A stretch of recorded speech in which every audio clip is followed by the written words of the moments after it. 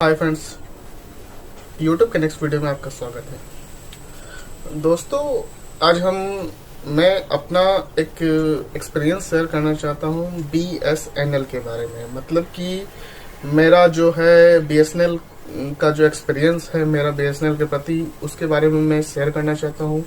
और इसमें दोस्तों आप डिसाइड करें कि ये मेरे लिए सही या आपके लिए सही है या गलत है। तो मैं इसमें नॉर्मल सीधा सीधी मैं अपना एक्सपीरियंस आपको शेयर करूंगा कि मेरे साथ क्या क्या हुआ BSNL के थ्रू। अगर मैं BSNL का सिम यूज कर रहा हूँ, उसका डाटा यूज कर रहा हूँ, तो मेरे में क्या मतलब कि मुझे क्या प्रॉफिट हुई और कहाँ कहाँ मुझे लॉस हुआ। तो दोस्तों बने रहे इस वीडियो को।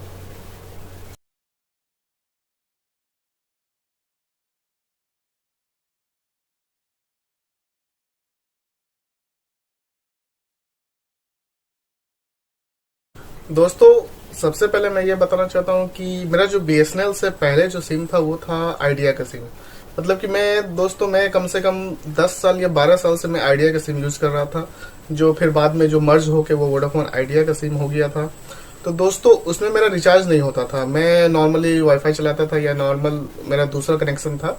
ये एक मेरा प्राइमरी सिम था जिसमें मैं रिचार्ज ऑलमोस्ट नहीं करवाता था। इसमें सिर्फ और सिर्फ मैसेज के लिए और मतलब कि सिम जिंदा रखने के, ये नंबर जिंदा रखने के लिए मेरे पास ये सिम था, क्योंकि इसमें मेरा रिचार्ज बहुत ही कम होता था। तो दोस्तों, नॉर्मल बात है कि अगर इसमें रिचार्ज नहीं करते थे तो बहुत कोई का इनकमिंग नहीं आता था। तो मुझे कॉल पर मतलब कि जैसे व्हाट्सएप पे मेरे दोस्त कहते थे कि तुम्हारा कॉल नहीं लग रहा है। तो मैंने सोचा कि अब सस्ता अगर करना है और अगर अच्छा करना है तो कहीं ना कहीं तो करना, कुछ तो करना ही पड़ेगा। तो दोस्तों, मैं अपना घर के अगल बगल घूम रहा था, तो 27 जनवरी था। हाँ, 27 जनवरी था। तो उस दिन BSNL का कैंप लगा हुआ था, मतलब कि BSNL का सिम वहां पर बिक्री हो रहा था। तो दोस्तों, मैंने वहां पर पूछा कि क्या है, कैसा है, MNP क्या है, मतलब कि कैसा है। तो उन्होंने कहा कि हाँ BSNL में है सर, और मतलब कि BSNL में है। उसके लिए आपको जो है पहले आपको जो है अपना नंबर 1990 या किसी में था जिसमें MNP का कोड आता है, तो वो आपको डायल करना पड़ेगा, उसमें मैसेज चार्ज कटेंगे। तो दोस्तों, मेरे पास बहुत दिन से मैंने रिचार्ज नहीं कराया था वोडाफोन आइडिया का, तो मैं मतलब कि उसमें असमर्थ था। तो उसमें मैंने कस्टमर केयर से कॉल किया, तो उन्होंने कहा कि आप 128 का रिचार्ज कर सकते हैं अगर आपके पास बैलेंस है। अगर आपके पास 10 रुपए या 15 रुपए बैलेंस है तो आप जो है 128 का रिचार्ज करेंगे तो आपका जो है मैसेज का जो है आपका सुविधा देना स्टार्ट हो जाएगा। लेकिन मैसेज फ्री नहीं जाएगा, बल्कि आपका जो बैलेंस है वो उसमें से आपको पैसा कटेगा। तो दोस्तों, मैंने चेक किया तो उसमें था मेरे पास 10 रुपए बैलेंस था। तो दोस्तों, मैंने 128 का रिचार्ज तुरंत किया और तुरंत जो है मैंने MNP पे जो है मैसेज किया 1990 ऐसे ही कुछ था, मुझे याद नहीं आ रहा। पोर्ट और डैश करके अपना नंबर मैंने डायल किया, लेकिन नंबर मैंने मैसेज करा और वहां से मुझे वो कोड आया। तो मैंने कोड उनको दिया जो सिम बेच रहे थे बीएसएनएल का। तो उन्होंने मुझे एक BSNL का सिम दिया और उसमें जो है उन्होंने अपना कोड डायल किया और फिर जो भी मेरा आधार उधार का डिटेल उटेल लिया, सब कुछ लिया, और उन्होंने मुझसे 100 रुपया चार्ज किया। मतलब कि मुझे 100 रुपया, और उन्होंने कहा कि 60 डेज जो है आपको फ्री मिलेगा, 2 GB पर डे, और आपको अनलिमिटेड कॉलिंग और 100 SMS पर डे। तो दोस्तों, 100 SMS पर डे मिलेगा। तो मुझे ये अच्छा डील लगा, सस्ता डील लगा। और उन्होंने कहा कि इस एरिया में जो है BSNL का टावर बहुत अच्छा है। तो दोस्तों, मैंने 27 तारीख को मैंने वो सिम लिया और 27 तारीख को फिर वोडाफोन आइडिया से मैंने शिफ्ट किया। लेकिन उन्होंने कहा था कि जब आपका ये वोडाफोन आइडिया का सिम बंद हो जाएगा, मतलब कि टावर दिखना बंद हो जाएगा, तब समझिए कि आपका ये वाला टावर चालू रहेगा, मतलब कि तब ये सिम आपको ओपन होगा। और उन्होंने कहा था कि 2 से 3 दिन इसका टाइम लगेगा।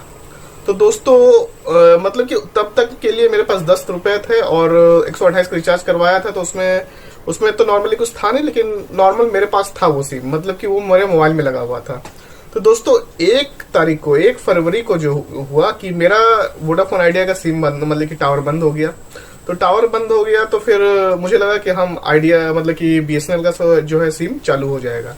तो दोस्तों, मैंने BSNL का सिम उसमें लगाया तो सही में वो BSNL चालू हो गया। तो दोस्तों, उसमें सबसे बड़ी बात क्या है कि मुझे वहां पर मुझे वो कूपन मिला था, वहां पर BSNL 4G लिखा हुआ था। लेकिन दोस्तों, मैं आपको जानकारी के लिए बता दूं कि BSNL 4G अभी तक आई नहीं है, लॉन्च नहीं हुआ। तो हमेशा 3G ही पकड़ता है। तो दोस्तों, 3G ही पकड़ता है। तो इसलिए मेरा फोन में जो है जब भी उसका नेट ऑन किया तो मुझे वहां पर H+ लगा।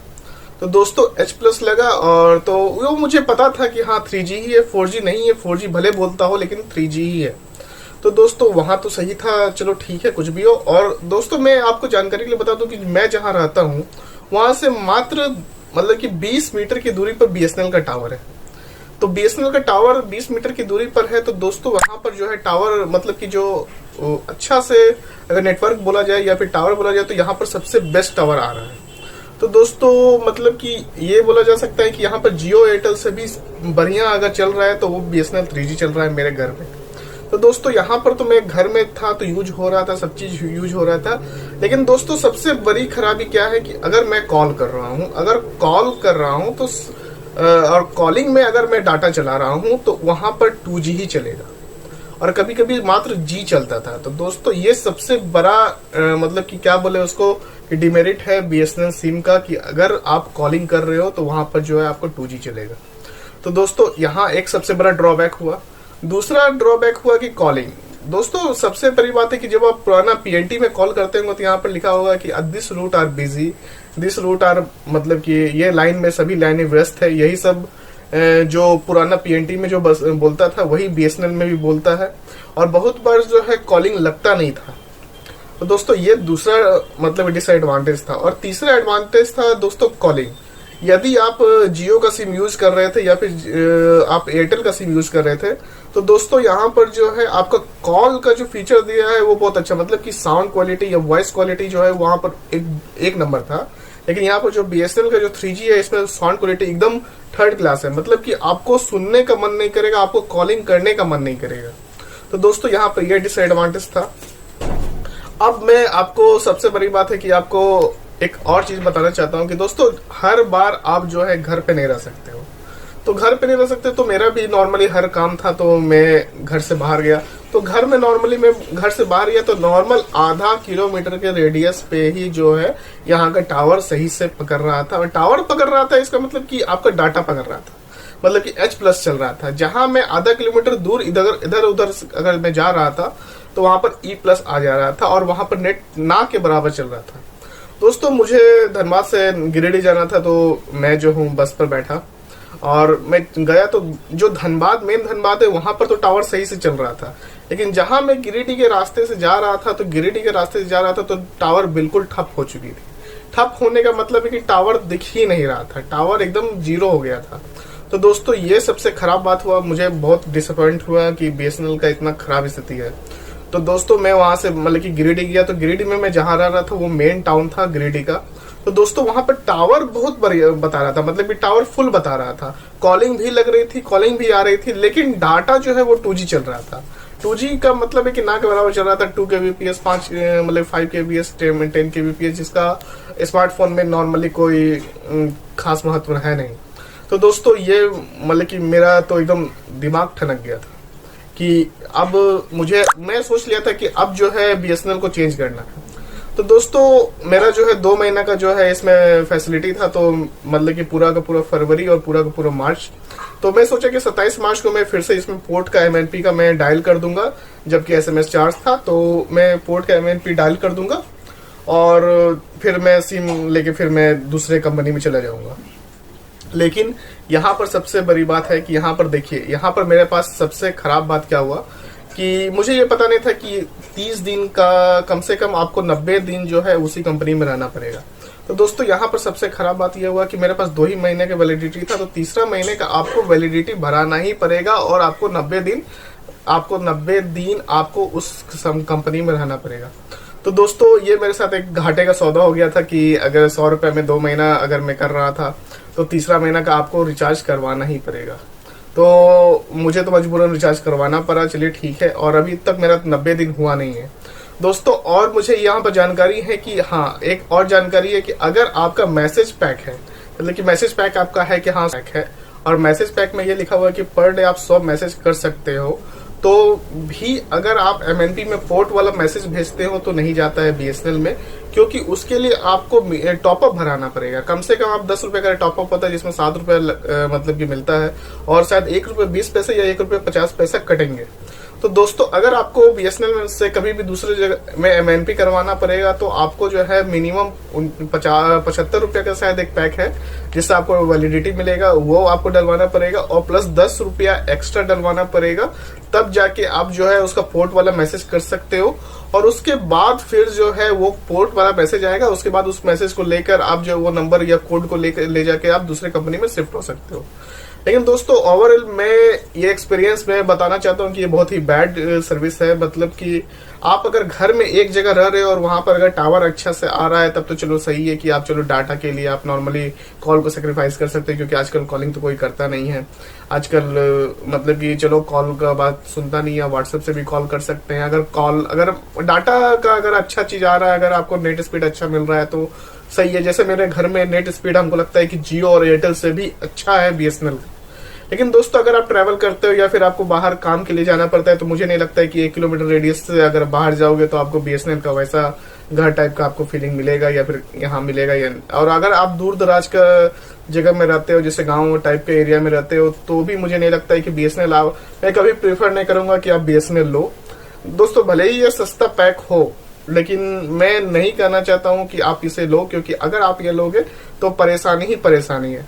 और सबसे बड़ी बात है कि अगर आपका पैक खत्म हो गया है तो ना मैसेज आएगा और ना कॉलिंग आएगा, ना कॉलिंग जाएगा और ना मैसेज आएगा। तो दोस्तों मेरा जो पहला जो आइडिया का सिम था उसमें नॉर्मली मैसेज आता ही था, मैसेज कभी भी रुका नहीं, ओटीपी सब आता ही था, कॉलिंग नहीं जाता था और कॉलिंग भी कभी कभी आता ही था, लेकिन कभी कभी बंद कर दिया जाता था। जो दोस्तों लोग का शिकायत था तो मुझे उसमें मतलब कि उनका विश्वास करना पड़ेगा कि हाँ कॉलिंग नहीं आता है, लेकिन हाँ मैसेज हमेशा आता रहता था। लेकिन बीएसएनएल में अगर आप रिचार्ज नहीं करवाए तो हर चीज बंद। यहाँ तक कि जो नॉर्मली अगर आप जियो में रिचार्ज नहीं करवाए हैं तो उसको अगर आप क्लिक करोगे रिचार्ज नहीं है तो भी आपको 2G का कुछ मतलब कि थोड़ा बहुत तो डाटा मिलता ही है कि आप अगर 1 घंटा में करो तो शायद व्हाट्सएप एक बार अपडेट हो जाए कि व्हाट्सएप में कौन कौन मैसेज किया है तो वो आ जाए। लेकिन ये सुविधा बीएसएनएल में नहीं है। बीएसएनएल में अगर नेट मतलब कि अगर पैक खत्म हो गया तो फिर आपको नेट वो ऑन ही नहीं होगा। मतलब कि आप ऑन तो करेंगे, ऑन लिखाएगा, लेकिन वहां पर नेट चलेगा ही नहीं, आपको वहां पर H+ या फिर कुछ नहीं आएगा।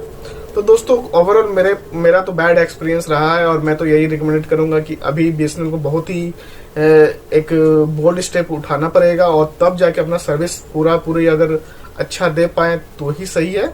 नहीं तो फिर अभी के लिए तो नॉर्मली अवॉइड करना चाहिए बीएसएनएल को, क्योंकि बीएसएनएल अभी अच्छा नहीं है, हर जगह अच्छा नहीं है। कोई जगह जरूर अच्छा होगा, लेकिन अगर आप ट्रैवल कर दे तो बिल्कुल मैं प्रेफर नहीं करना चाहता हूँ। और सबसे बड़ी बात है कि वॉइस कॉल मान लो कि एकदम 3rd क्लास वॉइस कॉल है, आपको सुनने का मन नहीं करेगा, आपको बात करने का मन नहीं करेगा, इतना खराब वॉइस कॉल है। तो दोस्तों ये था कुल मिला के मेरा एक्सपीरियंस। तो आप इसे देख सकते हैं कि आप इस एक्सपीरियंस को शेयर मतलब कि अगर कर सकते हैं। अगर आप एक्सपीरियंस को देख के आप अनुमान लगा सकते हैं कि आपके लिए सही है कि नहीं या फिर घाटे का सौदा है। दोस्तों सबसे पहले अगर आप एरिया में आप रह रहे हो, उस एरिया में अगर आपको सिम चाहिए तो उस एरिया का सबसे पहले आप पता कर ले कि टावर कैसा है बीएसएनएल का। उसके बाद ही आप एमएनपी या फिर आप बीएसएनएल का सिम मतलब कि खरीदने का कोशिश करें। तो दोस्तों ये रहा मेरा एक्सपीरियंस। उम्मीद होगा कि आपको अच्छा लगा। अगर कुछ भी अगर आपको इससे अलग एक्सपीरियंस रहा बीएसएनएल में तो आप कमेंट बॉक्स पे हमें बोल सकते हैं। लेकिन ओवरऑल मेरे लिए खराब रहा। और अगर ऐसा ही मतलब कि और अच्छा इंटरेस्टिंग वीडियो या फिर बिजनेस इन्वेस्टमेंट का वीडियो देखने के लिए आप हमारे चैनल को सब्सक्राइब कर सकते हैं। Thank you for watching.